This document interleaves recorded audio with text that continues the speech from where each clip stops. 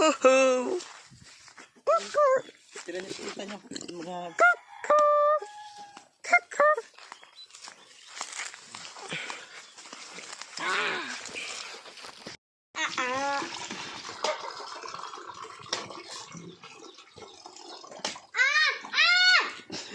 Eh, ano mo kay Michelle? Sigurado galit yun.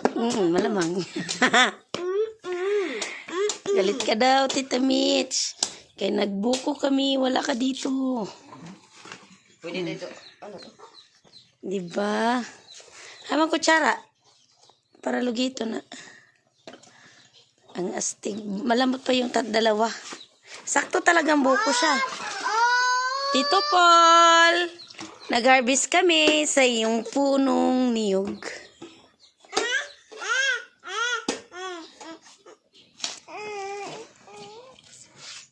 Oh my god, juicy, yummy.